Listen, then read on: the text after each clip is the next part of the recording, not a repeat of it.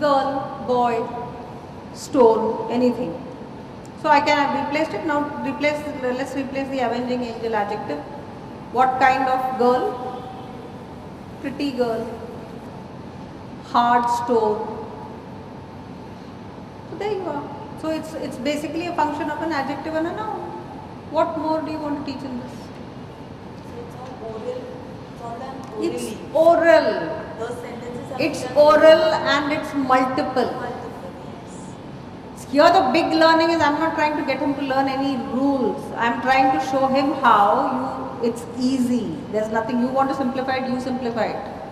I'm keeping it heavy because I want him to learn those words, avenging angel.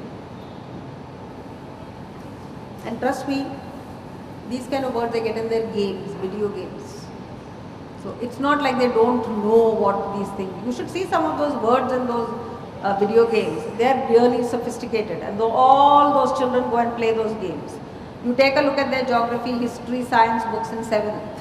You just make a vocabulary list and send it to me. You'll see how hard it is. So it's not like they are not doing vocabulary. But when it comes to grammar, we want it to be whittled down into pretty girl, small boy. We want them to become idiots. Because we just want them to recognize, oh, this is an adjective, this is a noun. Because grammar has no other use according to us. But it does. It will translate into greater vocabulary, into better writing, into better speech. And all of that, the structures, right? See, every time your child reads this, he is listening to and focusing upon a higher level of English. There is a greater rigor of English. That has huge repercussions on the way in which he receives language. Now that may not be automatically available to you in the form of an essay. Tomorrow if you give an essay, you won't write all these things. But it's over a period of time, he'll suddenly blossom and you'll say, wow, where did this guy come from? My God, he was so quiet in the 6th and rather average, and look at him, he's writing like a dream. It did not suddenly happen in the 9th standard.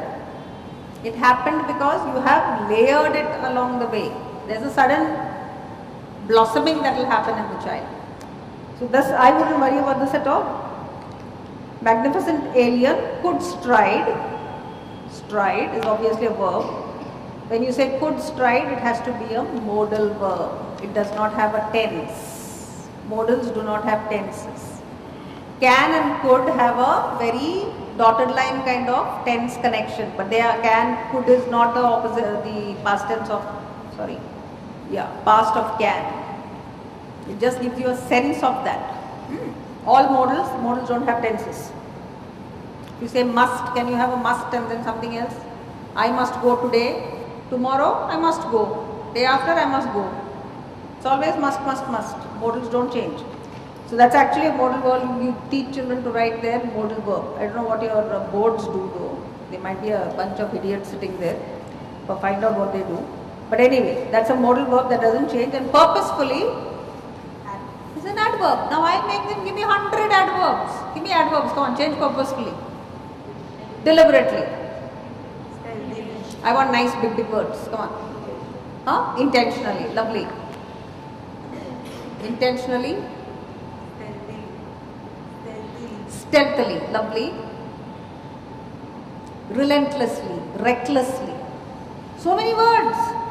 Now you take those words and put it on the word wall. That word wall is not meant for cosmetic purposes. It's meant for this kind of thing, where you put a whole bunch of adverbs there, so children can do ready reference by looking at it. Let them look at it. It's meant for looking, right? They're writing an essay, want to look there and write something, let them write. This whole business of everything has to be a test. Should stop. We don't allow any developmental continuum in the child. We're constantly putting him on a test. You write an essay, it's like this. Anything is like this.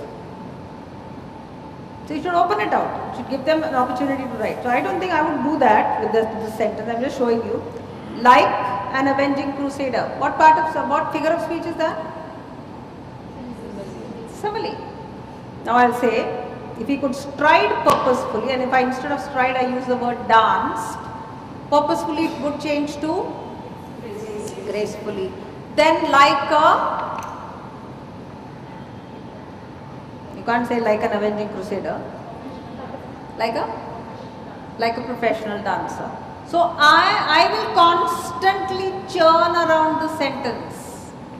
It's only one sentence and I won't take it for half an hour. I'll take it for 5 minutes. Once they know it will come like this.